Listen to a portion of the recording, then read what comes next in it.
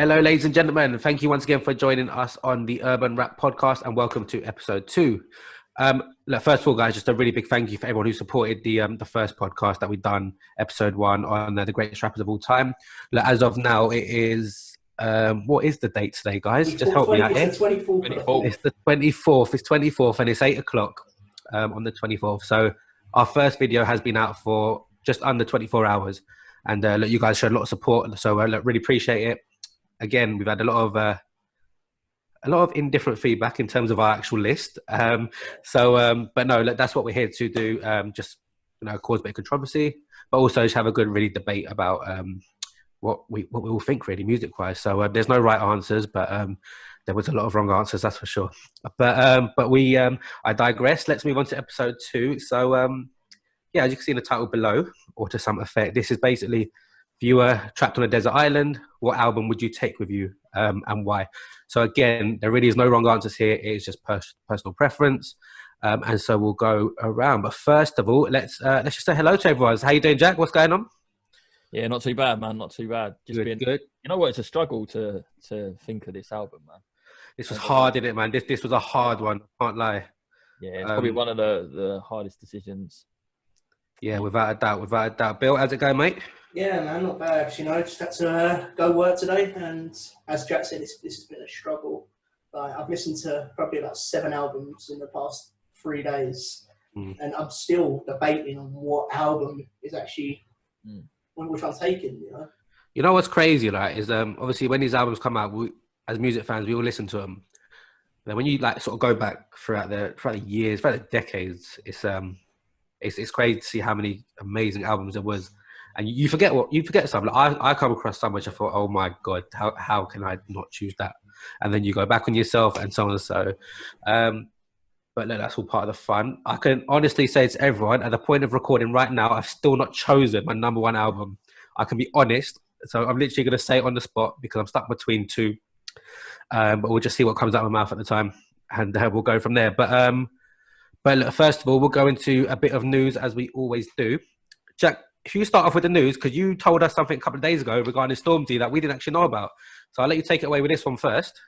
Yeah, there was a girl that she done 1,000, I think it was 5,000 words. It was a dissertation on Stormzy, and I think she got an A star for it or something like that.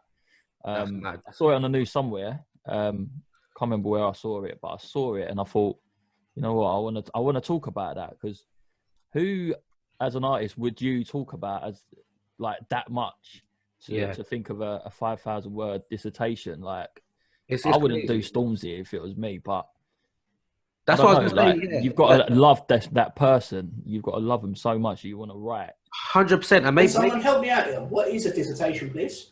Oh mate, you didn't go uni, did you? Nah. None of us went uni, to be fair, man. We don't do uni out here. That's why we make a podcast, man. We don't do uni. But that still doesn't clarify what dissertation is. Oh, it's just a big essay, basically. Okay, right. But yeah, you know what? Stormzy, don't get me wrong, if you're a fan, you're a fan. But then even as a fan of someone like Stormzy, and okay, given what's happening sort of the recent month or so, might be contrary to this, but there's not really much controversy in Stormzy. There's not much to debate, if you know what I mean.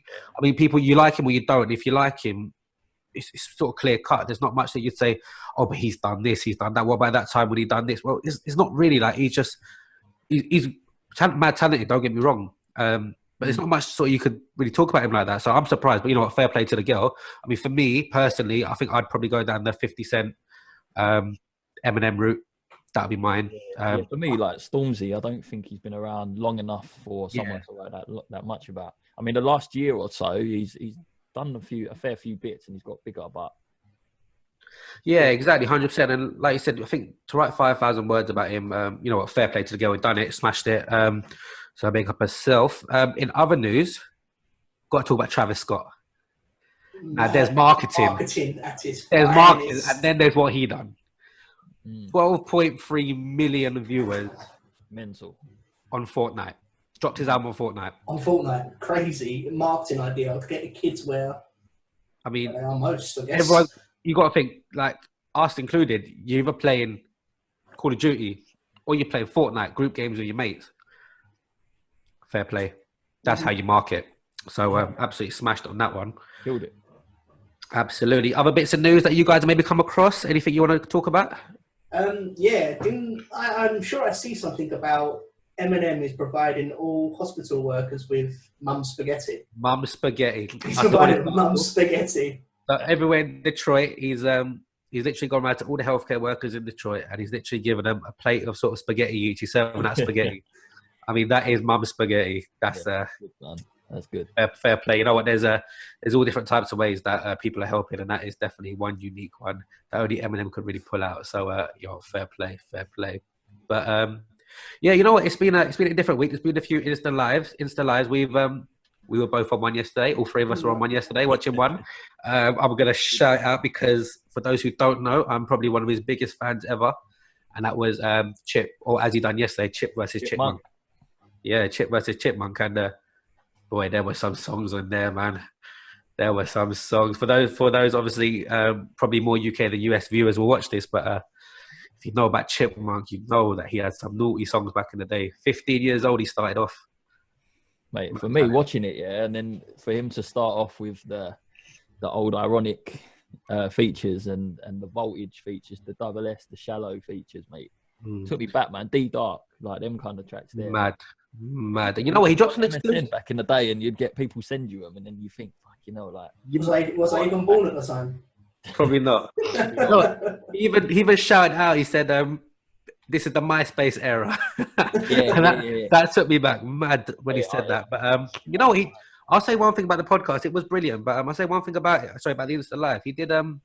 He dropped something I never heard before, and that was the Champion song, but J. Cole instead of Chris Brown. Yeah, you know what he said? I think he said it was a BBC Live Lounge that he done. Yeah, and I think it was he just remixed it or something like that. Yeah, I don't remember that either. I'd never heard it. No, never heard it. But boy, that was pretty mad. But yeah, I ain't gonna lie. Yeah, 100%. Look, I'm sure there'll be a lot more happening between now and when this podcast goes live. So you know what? Let's get on to why we're here. One album to take with you on a desert island. I'm still as we speak. I'm crying about it. Look, I'm crying. And one's on the tip of my tongue, and the other one's like, I can't choose between these two albums. It's a hard choice. It's mad. Like, you know what? We're just gonna get into it. I wasn't keep overthinking. Right. How we do it is, we'll say a couple that maybe come close. We'll just like roll it off the tongue. We don't have to go into detail, and then we'll go for the one we chose about. Have a little discussion about it, about what we think of it all first of all, and then we'll go from there. So I'm first. Right. Okay. Can we just clarify that none of us know what we're gonna say? Can we have a quick guess of what? Yeah, I'll tell you what. Let's do literally about a minute or 90 seconds of you two can guess what mine is. So go on. Is it Dre? Trying. You both spoke at the same time. What was that? One at a time. Bill, go. Is it Dre? Is it Dre? Chronic was very close. Chronic was close. 2001 was close. And I was 4. I don't even remember that. Yeah, those two. Chronic was 92. I wasn't born. It was 92. I don't even think I was born. I think it come at end of start of 92. So but no, it's not Dre. Get Rich or Die Trying. That and the Massacre were very close. Yeah, they're albums, man. The Massacre was, boy. So no, it's neither of those. Take care. We're gonna say this now, yeah, for everyone, right? We're gonna have we're not gonna have a big Drake discussion because that will take up too much time. No, not another one, please. We know my feelings on Drake, so forget that. But this Take Care album, dear God, what an album! What a ridiculously good album that was. I'd never skip a song, but for me, that consisted of Drake's best song, and it's still one that people probably don't rate. Some people probably don't know; they probably skip past it. Underground King. My God, what a song! That's when he was a rapper. I'm not going to get into that now, but that's when he was. Let's not start. No, we're going to leave it. We're going to leave it. But wow, that album. But it's not Take Care. Look, I had 3 in mind. I had League of My Own 2 by Chip, because I love Chip. League of My Own 2 was mad. The songs in that were That was mad. He had Bashment, Grime, everything in there. Garage. Yeah, Gets in there. Boy, Gets like that. Even now, I'm still debating, should I just choose it just off that song? But I didn't go with that. So I had two in mind. And I'm still choosing in my head. All right, the runner-up was Kano, Made in the Manor. Okay. I've literally just pushed that aside now because, my God. Right, I'm an East End boy. For those who don't know, East London. He literally lives one station down the road from me at Manor Park. He grew up.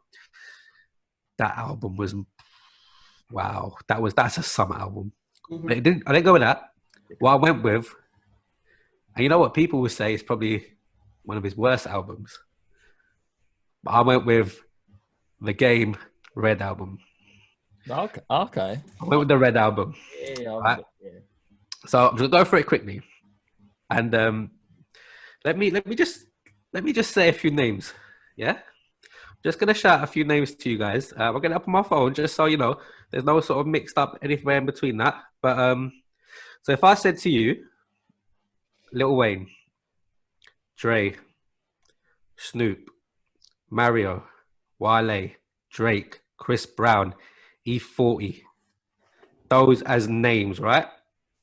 Kendrick Lamar, Tyler the Creator, right, to an extent, Rick Ross. You had Jeezy on it. You had Lloyd on it. Everyone. Now, that is some features. That is some ridiculous features. Yeah. You know, I mean, he's produced on there. He had Cool and Dre on it. Obviously, Dr. Dre himself helped produce it.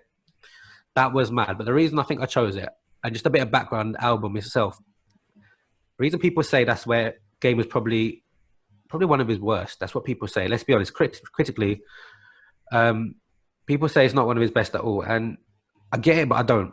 Reason is, when you look at what he done in the album, it's very diverse. So there's girl tunes with Wale, the one with Wale and Mario. There's pure Compton shit in there with Kendrick, but they just go ham. There's a shout out to like with the black women and Good Girls Go Bad, and how like they're all good girls, then men come and fuck it up, fuck up the girls and whatever else. So yeah, it's diverse to say the least. And people say so he wasn't really sure, and he said himself, he said this was a time where I weren't really sure. So the album Red, a lot of people affiliate that with obviously the gang culture of Compton and whatnot, but he says in interviews himself that's not what it means. It means rededication. It was when he rededicated himself to hip hop, you know, to his family, to his city, where he sort of was finding himself, and he decided what was important. And that's what I like. And then obviously in terms of songs, the one with Lil Wayne, Red Nation, I mean, mad. I think that iconic sample in it from a 2000 rock song, I believe it was, the sample come from. I mean, mad. That was mad itself. Then I'll be honest, I don't think Drake gets a lot of credit for his feature in Good Girls Gone Bad in that verse. That verse was pretty mad. That was pretty mad. And obviously, like I think the last podcast, like Jack mentioned it, the reason that game went in his top sort of 10 was that he does a lot of name dropping. Yeah. He does name dropping in this one, I think, for the right reason. Like he shout out big at Kanye's mum, obviously when she passed away just before the album. He said, I think the first, literally, before he actually kicks in Good Girls Go Bad, he said, put flowers on the grave of Kanye's mama. Like he shouts it straight away, talks about sort of Penny Holloway, NBA legend, all that stuff. He talks about things for the good reason though. So that was a very different game to what we're used to. So what do you think, first of all, before we go into it anymore? What do you think? It's a bit of a surprise, to be honest, Sanj. I'm not going to lie. I thought you were going to go down a different route, but fair enough. No, for me, that's an elite album though. You think? See, I think people say the opposite. Album, yeah. I don't know, like for you, like well, I remember when it come out, and I didn't skip a song when it come out in the first place. You know what I mean? So for me, that's a big album, man. And like you say, the features as well. Get Dre on there, and that was like what 2011, 2012 that dropped. 2011, yeah, 2011. He's got one of Kendrick's best verses. Oh, Kendrick's on that. I remember saying it last week. Yeah. Tyler the Creator, that's one of his sickest verses as well, I think. Oh yeah, 100%. And like off the top of my head, I'm not too sure about others that albums that come out at the time, but it did debut at number 1 on the Billboard Top 200. Oh, it was a sick album. It was. Yeah, it debuted at number 1. In which the thing is though, like, I was reading comments, and if you look at, for example, Documentary, That was close. Don't get me wrong. That was close because people say for the first sort of opening bit, for the first quarter of the album, it's probably one of the best albums ever. Because I think, correct me if I'm wrong, it goes West Side, Dreams, Hate or Love It, This Is How We Do, and there's one other in there as well in the top 5, and that's elite. The top 5 were elite. Those songs. I mean, in that top 4, you got top 5, you got I think it was 1 Cool and Dre produced song, 3 Dr. Dre produced song, and 1 Kanye West produced song. Yeah. I don't get much better than that in hip hop. I mean, to do that in your top ones. Then you move on to Doctor's Advocate. When he done that, everyone thought he was going to flop, and he never hit a game again because that was when obviously he split from. There was a beef with 50, he split from 50, and he split from Dre at once. And he made an album. He's still signed to Dre, I think. Yeah, he's still signed, but I don't think Dre helped him on this one at all. So it was obviously his first one since. No, I remember. Do you remember the bar when he was like, he brought me back from the dead? That's why he calls me. That's why they called him the Doctor. Yeah. I think they kind of had the beef, and then I think they might have squashed it with Dre, but obviously, it was his first one with without 50 after the beef with 50. So everyone thought, you know what, and we all know what 50 was like. I mean, there's all those rumors when I think Lloyd Banks left G Unit that he got every radio station to stop playing his tunes, so he couldn't make it big. Yeah, that's what 50 could do. Yeah, so that was a banging album. But yeah, for me, the Red album, boy, that was 5 for me. So I ain't gonna lie, it's a good choice. Yeah, for me, I think it just covers everything. Like you've got the girl tunes, you've got the mad gang shit tunes. Obviously, when he talks about Compton with Kendrick, and then you've got the weird one, the crazy fucked up tune with Tyler the Creator, Marshall vs. Goblins. What was that? But that was mad. I like that. It was mad. Like I think I read the story behind it, where in Tyler the Creator's verse he says a goon or a goblin. Yeah. So they called him a goblin. Yeah. And apparently Lil Wayne and the Game always called themselves Martians. So that was Martians versus Goblins. Just come out like that. Yeah, so, pretty mad. That was just how they come up with the song. So, for me, that would be mine. I think I could listen to the album all day, even now. Like I said, for the UK, Kano come close. Kano was close. I love that album. I think we all love that album or whatever. But, I think for me, the Game one, I never skipped a track. Same as you, Jack. Never skipped a track. Still to this day, haven't. Would still bang it out if I could. Look, Jesus Peace was close as well, you know. His album, Jesus Peace, that he worked really closely with Kanye with. Yeah, you know what? I didn't like that as much. Yeah. No, me too. I'm with you on that. But there were some banging songs on there. Yeah, I can't lie. I think that's, like we're talking about this, like skipping songs. 100%. But it was a good album. It's still a good album. Yeah, definitely. But yeah, like I said, Dre, 50, their albums come close. They come close. Like Eminem, Curtain Call wasn't really an album, was it? It was more like a best hits one. So I can't really call that. Otherwise, that probably would have been number one. That was a great hit. Yeah, it wasn't an album. So otherwise, Curtain Call would have been up there. But for me, The Game, can't fuck with that album. For me, that I'll definitely be taken out on a desert island if I'm stranded. Plug me in. I'm sorted. Trust me. Right, next up, Bill, what you got for us? Okay. I'm still, at this moment, actually undecided what one I'm going to say out of these two. But the way I base my album is purely on, it was like a free skip rule. If I listened to that album and one of them songs was skipped, it was cut. And I listened to about 7 different albums, which I thought, do you know what, I could probably listen to this all the time. And when I was thinking in my head, I was like, I'm never going to skip a song. But I've listened to it over and over. And I skipped. I was like, nah, do you know what? I'm not feeling it. Hold on, are we guessing your album first, yeah? No, go ahead. All right. But if you say that, I'm not going to say yes. But go ahead. So I reckon if he's gone US, I think he's going Kendrick. Nah. Huh? I reckon if he goes US, he goes Drake. What do you think? Views? It'll be Views. So I reckon he's either gone Kendrick's one, and which one does it? I can't think of which one for me. I'd say the first one. Yeah, probably be the best shout. For if he went UK, I'm trying to think who he likes. I think he likes UK. I know he's into like Huss and Stack, but they've never done an album that'll be up there for me for every song.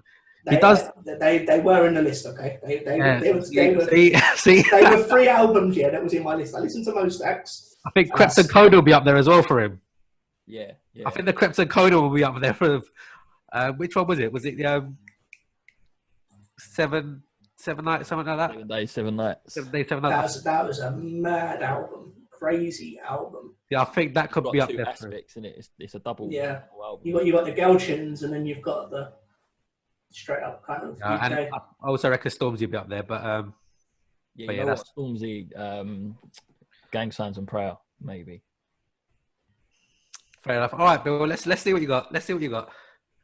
Right. So out of this two, yeah, I'm still undecided at this moment. It's either out of Drake, Take Care.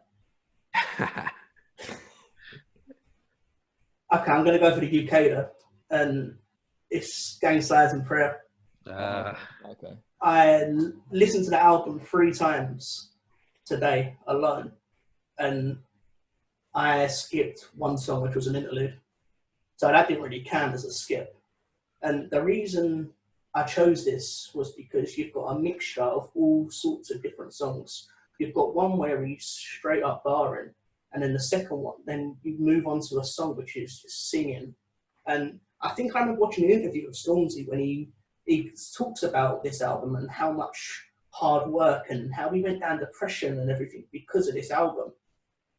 And he said, like, he couldn't choose between songs. He had about 30 different songs and he was pulling one out and putting another one in. Yeah. And, I mean, you've got some fire on there. I mean, I was sitting here singing along most of the afternoon to some of these songs. And I think some... yeah, I can't sing, by the way, guys. But no, this is one of my favourite albums, I've got to say. I mean, it's only been, since 2017, but... You know what, yeah? Well, it's a fair choice. I mean, the album banged for most people. It charted in 12 countries alone. Yeah, without a doubt. That's the album crazy. banged for most people. Like for me, I'm not a Stormzy fan. No. You know, I'm not a Stormzy fan, but you still appreciate the work that went into it, and obviously the final product as well. Like for me, I mean, had the song with Gets the J Hustle. That was. Man, for those who don't know, anything with Gets on it, I rate. But that was banging. Like Stormzy held his own in that, and you'd expect nothing less. He had the commercial success with Big for Your Boots as well, as we'll know about. Yeah. That Big for Your Boots kind of carried the album. It was the kind of it was the main song to kind of promote the album as well. Every single. Yeah. I think you probably used to a bit more. I said qualified in terms of knowing about Stormzy. Yeah. He's not something I know too much about. I don't follow his music that much because it's just not my cup of tea, so to speak. But I'm sure you two can talk about it a lot more than I can. I mean, my personal favourite song on here, and I don't think I liked it at the time, and it's Cigarettes and Kush. Yeah, that's mine. It's just... Yeah, that's mine. It's got a mixture of singing in it, and then Stormzy just comes out with some mad bars, and I'm sitting here singing along. You know. Yeah, that's what. And Velvet is probably my second. Velvet, my second favorite. But I remember that drop, man. That was like another level for UK music, man. Oh yeah, I mean, 100% kind of. Like, it was just a different wave to everyone. Yeah, I mean, what was coming out at the time. When you kind of talk of UK rappers now, I mean, if you go to the US and you talk about UK rappers, Stormzy is on like the tip of people's tongues. Yeah. He's carrying the UK in a certain aspect, and that's like, obviously no disrespect to other rappers and other grime artists, etc. But he is the face of the UK. I mean, out of interest, what category would you put the album in terms of what genre? I don't actually know what genre it is because it's a little bit R&B, it's a little bit of. There's even gospel. It's gospel, yeah. I mean, that's how he based it. He's based it on... So that's what it is, like Gang Signs and Prayer, isn't it? I think it's literally grime against gospel, isn't it? Yeah, it is basically... Blinded by My Grace, iconic song from the album. I mean, when he performed it live at the Brits, in 2018, and this song got actually won Best Album of the Year for the UK, and this was a stepping stone for kind of this genre of music because no one of this genre ever won a Brit Award. Mm-hmm. You know what, Stormzy, without a doubt, is he's a pioneer for the scene. You know, maybe not for people might say, in terms of music, he's still people have got their favourites or whatever else, and that's fine. But you know, in the same way, probably about 4 years before, well, probably less than that, that Skepta was for the scene when he took it to America. Yeah, you know, let's be straight. Regardless of what anyone thinks about Drake, Skepta got him over and involved. It was because of Skepta. a lot of it, and whatever else. And I think Stormzy's sort of that new Skepta, if you like, obviously doing different things, but the result is almost the same. So he's doing his thing. He's getting recognition in America, and just not this album, but in his latest song with Ed Sheeran, I think, sorry, the song "Take Me Back to London." Yeah. So I was watching an interview with Stormzy on it, and I don't know if you knew or not. So the original plan was for them to and Jay-Z in it, and Jay-Z wrote a verse. I heard this, and apparently Stormzy and Stormzy said no. The next day, Stormzy told up. I mean, that's false. But to be fair though, Jay-Z literally heard it back with just them two. He said, "You know what? You're right. You're right. It sounds better just you two." Yeah, but to turn Jay-Z down is a mad move. Yeah, of course. And you know what? But again, I don't doubt that he'll have the opportunity again to work with Jay-Z. I don't doubt it. I'm sure. How could you possibly get Jay-Z on a tune that's saying "Take Me Back to London Town"? You can't. You can't really, exactly. So he wouldn't fit. I don't think the way that Jay-Z spits would fit anyway. No. Yeah, I don't think it would. I don't think it would have all. I mean, it wouldn't have worked. But yeah, 100%. I mean, like, Ed Sheeran is known for obviously taking his music elsewhere. For me, his album Come Close as well. Let's not get it twisted. His latest, Ed Sheeran, that Come Close. I mean, it's a bit aside, but let's be straight. There's no one in this podcast or watching it who didn't get gassed when they saw Ed Sheeran's track list before he released it. Yeah, gassed. But that aside, like Stormzy, to turn down Jay-Z. Like, I don't doubt that he'll have the opportunity to work with him again in the future. You know, I don't doubt that, whether it's in a producing way, actually being on a track with him, whatever. But Stormzy, he is the new pioneer for the scene, without a doubt. And look, we talk about dissertation, what goes on with Stormzy and whatever else, and how obviously he hasn't got that controversy. Wiley beef aside, whatever people think about that. Marketing ploy, 100%. Yeah, but he's doing his own thing though. He's doing what's good for himself. He's doing what's good for the scene, and you got to respect that in the guy, 100%. I mean, in terms of other albums, I mean, I think one of you said Kendrick came close, and it did come very bloody close. And that's Good Kid, Mad City. Yeah, that's his first one. That was one of the first albums, and that was his second album, I think it was. Yeah, I think there was a mixtape before that. Section 80 was his first one. Okay, so you're even telling me something I don't know now. Yeah, it had ADHD on it. Do you remember that one? Yeah, I remember that tune. Yeah, that was the album with that on it, and then he blew, and then Dre picked him up and all that. Yeah. It's a good shout. It's 100% a good shout for UK side of things. There's not a lot of people, except for me, who didn't like the album, but that's just me. You'll find as this podcast goes on, a lot of these commercial people I don't seem to like for some reason. I don't know why. I don't know why you don't like anyone that's commercial. I don't seem to like Skepta. I don't like Stormzy. I don't like Drake. I don't like Kendrick that much. I don't like Skepta anymore, personally. I never liked Skepta, so I don't like him anymore, personally. I think when we eventually go into the UK one, it's going to be very interesting. UK is going to be a crazy argument we're going to have. Yeah, if we ever do a top 10 list in the UK, I think the lists are going to be totally different. We might as well start writing that now. Be ready in about 2 months. Right. Well, thank you for that, Bill. And we'll move on to Jack. So I said at the start, I think I know Jack's. I want to know what you guessed now. I said off camera, I think I know Jack's. And that was a Kanye West album. That's what I've said. I went for 808 and Heartbreak. That's exactly what I've said. That's what I went for. The thing is, it's not. I'm just letting you talk. All right, fair. Letting you talk. I'm not going to say nothing yet. Okay, that was the one I went for. I also, in last week's episode, as you guys know, I said any Jay-Z fan will go Blueprint. Yeah. I said that and I meant it. Bill, what did you think? What did you think? What were your ideas about? Exactly what you've literally just said. Really? No, nothing else. I'm trying to think UK. Who likes UK? I want a UK guess as well. It's definitely Kalani. You know, he loves Kalani. You know what? I love these random underground artists. I'm going back to US. Jay-Z again. The Black Album. You know. Oh, that was close. You see, I'm getting slowly there. I'm getting there slowly. You know what? One I didn't say myself. For me, the Carter 4 was up there as well. You know what? I didn't do the Carter 4, but I said the Carter 3. Oh, I like Carter. But that was close as well. UK, I can't even think UK who he likes. I can't even think UK really. Can't even. I personally think he's gone. I think he's gone US. You know what? He does like Skepta though. He likes Skepta a lot. I personally don't think he's gone UK. I think he's gone US. Or Old Wiley album. Nah, you know what? You ain't even gonna guess this, man. Oh, I'll tell you what. Unless it's one of your own albums, you're probably right. We ain't gonna guess it. So, all right, Jack. What you got? Who was close first? What was close before you announced it? The Carter 3 was very close. Okay. Third, yeah.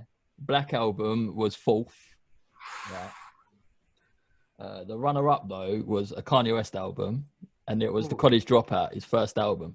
Oh, I thought you would have gone 808 Heartbreaks, to be fair. Yeah, that's a good album. I like that album, but it was a College Dropout for me. That was just a it was banging. It was a sick album. What's he gone for?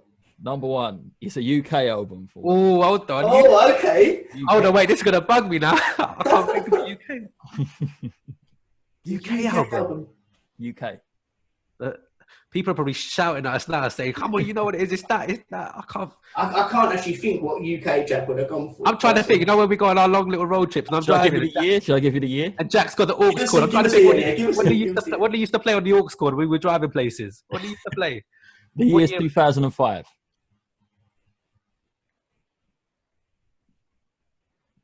It's got to be a Wiley album. Yeah, it's a Wiley album. It's not a D double one, is it? No. It's got to be a Wiley album. Go on, what you got? Right, it's Kano, Home Sweet Home. Ah. You know what? I didn't think Kano because I thought you would have gone Made in the Manor. Made in the Manor. You know what? When you said Kano, I was just thinking, fuck. Like, I was about to say the album I was going to say, but you said Made in the Manor, which is probably, for me, his second best album, but it's got to be Home Sweet Home, man. Has to be. Talk to me. Home Sweet Home, like, you thinking, I'm thinking we're on a desert island right now, yeah? And you want to go Home Sweet Home. And I'm thinking, what is it? That's the name is there. You're sitting there thinking, I want to go home. Like, I want to go home. Home Sweet Home is the one for me. And for me, the lyrics in that as well, you think you've got songs like when he was going clubbing and he's talking about faces. Yeah. Like, talking about he's got kicked out of faces and stuff like that. And I got kicked out of Faces as well. Yeah. You get kicked out of everywhere. Like, you're sitting on a desert island and you're thinking about your life, yeah? And you're listening to Kano, Home Sweet Home, and he's got lyrics in there about drinking tea, watching Channel U. You know what I mean? Like, I'm thinking, I'm just sitting there, I'm making a fire here, yeah? I'm making a fire, getting gassed to some old school grime, and then going back in time, man. That was the thing for me, because I thought, you know what? I could do a US album, but I want to relate to it a bit more. Yeah, 100%. That's why Made in the Manor was close for me. But yeah, there weren't a lot of features on that album, was there? I can remember D Double and Ghetto on it. Ghetto was on there, yeah. And D Double was on it. There weren't a lot of features. No, there was. Yeah, there weren't. He done a lot of it himself, and he does. To be fair, he does. That's what makes him. That's what makes him. What sick. he does. Yeah, 100%. Like, yeah, it's just the bars in that, man. So come on, what was it? 3 or 4? That song. What number was it on the album? I think it was number 3, wasn't it? Which one? That song, that Kano song. I think it's number 3. Yeah, the number 3. P's and Q's. Yeah, it's number 3. I'm sure it is. I mean, that could literally carry an album by itself. And Sanjay, you'll remember it's number 3. Yeah, you'll remember when we went to a night out in uni somewhere, and P's and Q's come on, and I knew every single word. Like that's just. Yeah, it was back at. That's got a different selection as well for me. Like, yeah, you've got the hardcore grime, and then you've got a song like Night Night. Yeah. With, I like 9 to 5 on there as well. That was on there. 9 to 5 was on there. Yeah, that was a fucking banger. You've even got a rock song on there, mate. Yeah, so you can be in any kind of mood that you want to be in. There's a garage tune. Yeah. Oh man, that. Yeah, for me, it's more the lyrics, man. And you think you're sitting there on your own, isolated, and you're listening to lyrics, thinking about where you're from and that. And you don't listen to lyrics about killing people in Compton, no? Yeah, do you know what I mean? Like, or people in a church choir. Yeah, I get what you mean. Like, you can be sitting there thinking you're going somewhere different, but I want to think about where I'm from, man. 100%. It's a album good choice. Album bang. Like, and I didn't skip a tune. And you know what? I went through so many albums, and I come across Kano, and I thought, I'm gonna put this on, and I didn't skip it. It bugged me because I thought I had it. Like with obviously the Jay-Z fan Blueprint or the Black Album. I thought, 100% they're up there. Yeah. You know what? The Black Album's probably one of my favorite albums, and the Blueprint. Yeah, man. I mean, album wise, and I'm sure this will come in another podcast down the line somewhere. We could talk about Jay-Z forever, and I'm sure we will. And whatever else, but yeah, man, this album, I'm literally just going through a playlist, the track list now. Brown Eyes was on there. I remember that song. Yeah. Was the one he made with? Oh, my mind's gone blank. Big Bashman artist, now in prison. Why is my head gone blank? That's on London Town, I think. Oh, it's on London Town. Who? Why can't I think of the artist's name? Vibes Cartel. Vibes Cartel.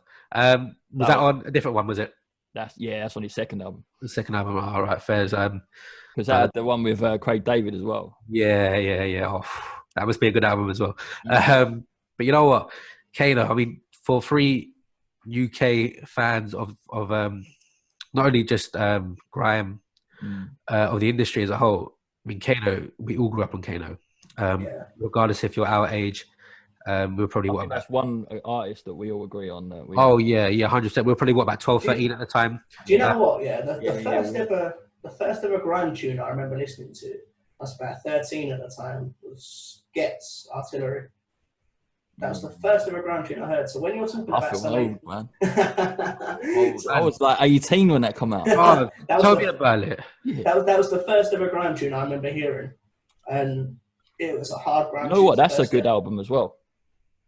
That was close. It was close for me. Gets was up there as well. You know what? And like obviously we spoke about our 3 albums, and we can just like sort of not necessarily discuss it, but just name a few. Gets' album was up there as well. Wretch's album was up there for me as well. Yeah. Which one? The FR, yeah. I love that album as well. But anything with Wretch, I've always called him. He's the UK's answer to Kendrick. He literally is. By that, what I mean, lyricist.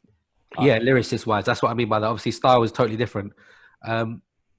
It's another one where we spoke about Eminem last week, where people don't beef Eminem because he's Eminem. No one wants to beef Wretch, because I think everyone loves Wretch, first of all. But secondly, he's very clever. His lyrics are... We all seen the Fire in the Booth that he done in one take, which was, wow. Yeah. But I think just what he says is so clever. It's like he's ahead of his time as well. You know what? He drops out. You watched his Daily Duppy? Yeah. And I think I've listened to that about 50 times, and there's still lyrics in there I'll pick up every time. That's the thing, yeah. Onto. Every time there's something different. Because he's so complex, and the way he's... It's almost like everything's got a double meaning with him. You can hear it once and think one thing. You hear it again, it's like, oh, did he mean that? Did he mean that? You would probably never know. There's so many meanings behind any lyric. And whatever else. Just going obviously from a few of the other ones, we spoke about Blueprint a few times. Boy, that was an album. Your Kanye West one, right? I'm going to pick you up on it only purely because I thought of 808 and Heartbreak. Yeah, I thought of 808 and Heartbreak. And you thought of that. You went College Dropout. Because you literally stood up for Kanye West and you based your entire argument, on that album. The reason I based that around that album is because that's how rappers are spitting now. Yeah, because it is ahead of his time, you're right. That was very ahead of his time. But for me, Kanye's best album is the one that had Power on it, All of the Lights. That's Kanye's pinnacle album, I think. But for 808s, I couldn't listen to that whole way through. It's too similar every song. But yeah, no, fairs. You couldn't listen to that whole way through, but College Dropout is just... I remember hearing that when I was a kid, man, and it was... That was something else. Bill, you mentioned the one that you mentioned was obviously you said you liked the Krypton Conan one, which I didn't. I didn't say that was part of my list, but yeah, of course, I did like the album. Yeah, you like the album, which surprise, another commercial artist, 2 artists that I don't like. But yeah, no, it was amazing album. An album that came very close to my top, and used to have been very surprised by this, was the Magna Carta by Jay-Z. Yeah. Holy Grail.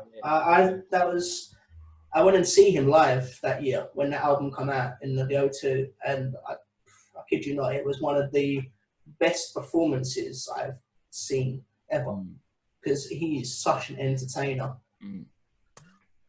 Fairs. You know what? I think for me, Jay-Z's best ones will always be Blueprint, and the Black Album for me.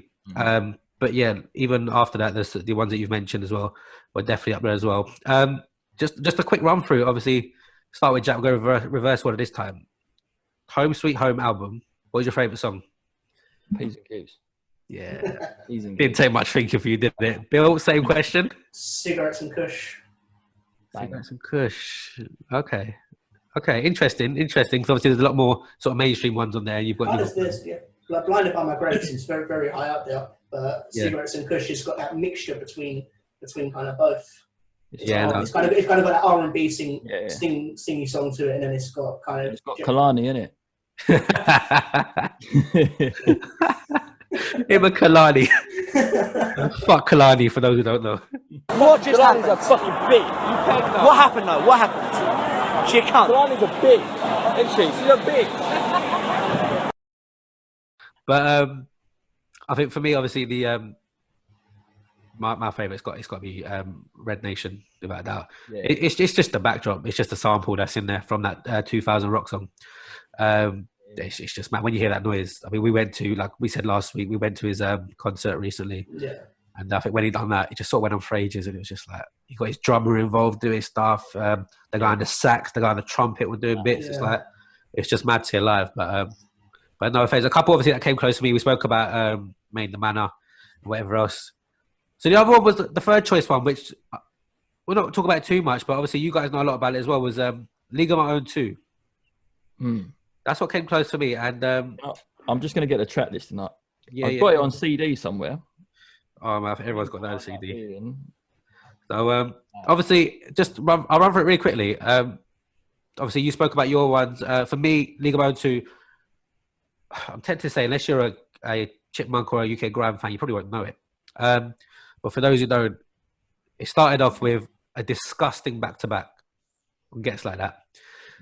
When Gets just went in on it. But then he went grime. Like he went drill. He went drill with Honestly. You know, then he went sort of bashment with Snap Snap. You know, he had songs like 34 Shots when he sort of teased a diss in there. I think Chip will come in future podcasts when we talk about UK, without a doubt. Well, because I'm going to bring him up if no one else does. But yeah, for me, I think he's up there sort of with Wretch lyrically, in terms of what he does. I said obviously Wretch for myself. Wretch and Chip are both sort of neck and neck in terms of who the best lyricist is in what they do. There are others which we'll get to, but yeah, you know what? I think that's 3 solid albums in terms of, maybe not in terms of what people think quality wise.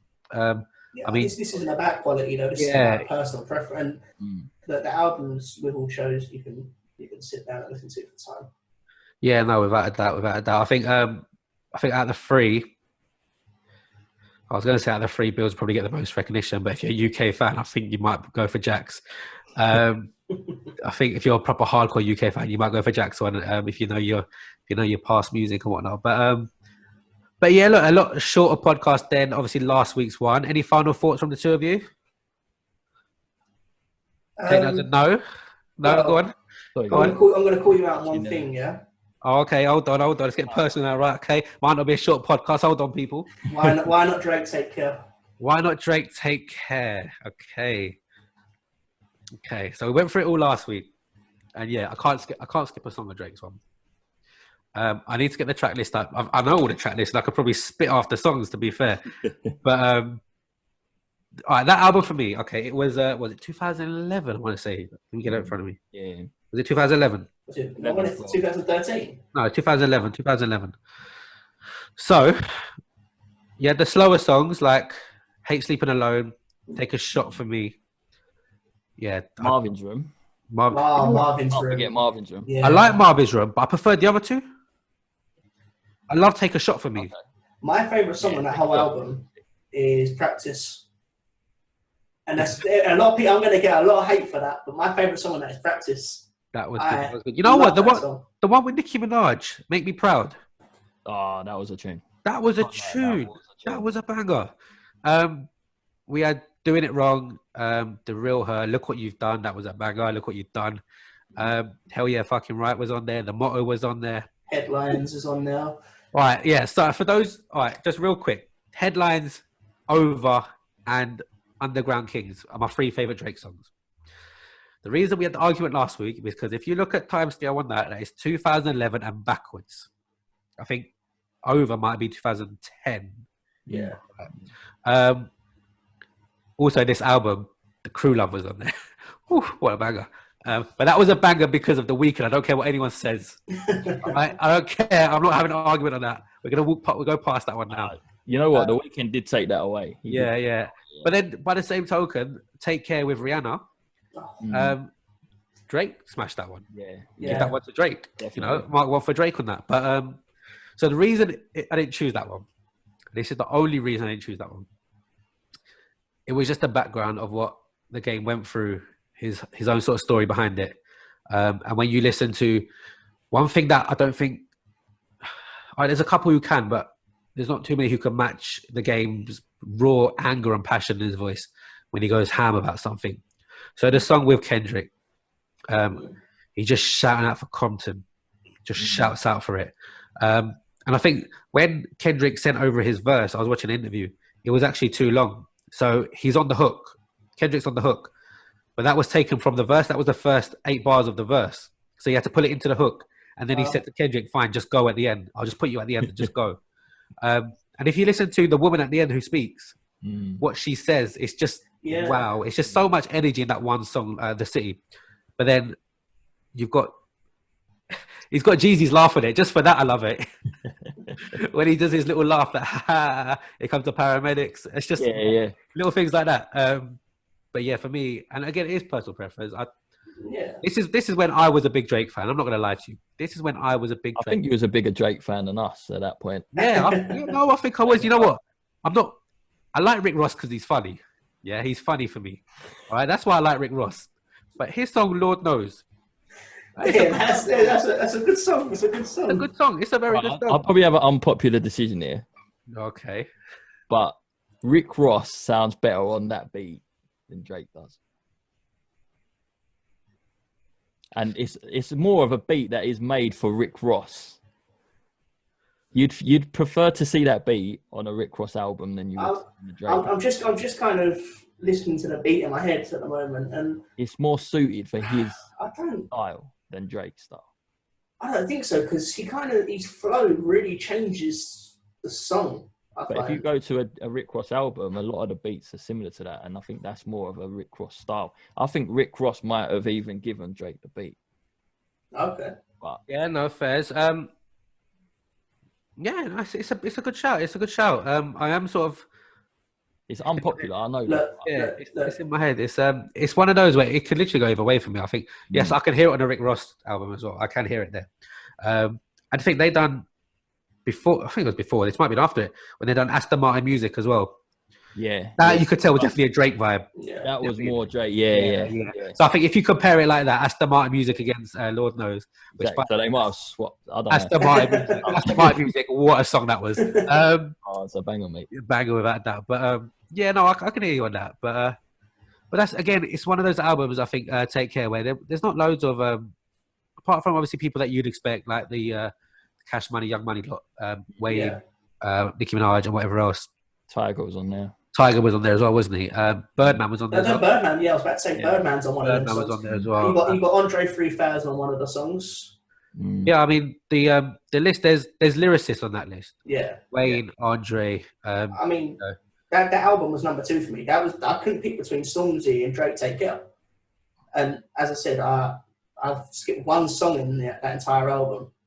And I was like that. But I think that the song selection and the order they go in isn't right, and that's why I didn't get the choice for me. Fair, no, absolutely fine. I'm going to ask this really quick one. I'm probably going to ask Jacket, to be honest. I also said the Chronic and 2001 Dr. Dre albums. Now, I was going to say I prefer one. Be a brave man to choose one. I preferred the Chronic. Yeah. It was before I was born, and I still prefer the Chronic. Yeah. What's your thoughts? You know what? The Chronic is a very good shout. I can't lie. Did you think about it at all? I didn't even think of it, to be fair. I thought it was 2001. Yeah. I didn't think of the one before that, but 92. You know what? There's not a lot of features on that either. No, there's like Snoop Dogg and who you'd expect to be on it. Yeah, it's just a double. But Yeah, 2001 went through my head because that's, I don't know, there's more songs on it as well. So you can listen to that. There's a lot more songs, a lot more interludes, and a lot more like funny little skits in there. Yeah. You listen to, and then you can laugh. Do you know what I mean? That's why it went through my head. But the Chronic, man, that's a mad album. All-time great albums. Look, for people who are a bit younger, probably watching the podcast and whatever else. Talking about news of the Chronic, did you see that they on 420 they put it onto Spotify and that? I saw that. It was the 25th anniversary of it or something. Yeah, wasn't it? 25th anniversary. Yeah. It just went on to Spotify on 420. Or something like that. Yeah, it was. You know what? It's a banging album. For those obviously younger people who watch this, if you could just spare an hour out of your lockdown day, just listen to it. Like, it's going to be something you've probably never heard, because Dre is very different to what we hear now. Yeah. But just listen to it and just try and appreciate, obviously, the time when it was before half of us were born. I just listened to what it was. Those who are a bit older, probably listening to this podcast, probably shouting out saying, "How have you not chosen the Chronic?" It's up there, without a doubt. It's up there. Everything Dre has touched, producing, performing, whatever else is always gold, without a doubt. But yeah, look, guys, that was our little take on what we would take to Desert Island with us. I'm sure you'll appreciate it's a bit of a shorter podcast than normal. Going forward, look, if you've got any ideas of what you want us to do, drop it in the comment section or whatever else. Or you've got our Instagram as well. It's in the comment section as well. It's in the bio. So just feel free to just hit us up. Whatever you want to hear, just thoughts, look, positive or negative, constructive criticism, all of that. Just give us a shout, whatever you guys think about what we're doing. It's literally just the way, like I said in the first one, just to obviously get everyone through lockdown, something different, bit of a laugh. Just, we're probably saying a lot of things that you guys think, or we're saying a lot of things that you don't think we're idiots. Yeah, exactly. Any of those is fine. All feedback is positive feedback. Unless you're cussing us, that's a bit different. But I'm going to guess I'm not going to get a lot of love from people not liking Drake, Skepta, Kendrick, Stormzy, Conan, Stormzy, not being a big fan of those. There's more to come, don't worry. But yeah, look, going forward, obviously we'll do sort of artist reviews as well coming up. So we'll take a few artists. Spoiler alert, we probably will do one on Drake. Just talking about Drake, obviously what he's done, what he's achieved, his albums, music, everything like that. We'll do little features on that. If there's any more that you guys want to see or have in mind, just again hit us up. But until next week, guys, stay safe, look after yourselves, and thank you once again, just for helping us along. All your, like I said, all your comments, all your likes, all your subscribes, whatever else. It means a lot. So we appreciate it, and look, we'll go again next week.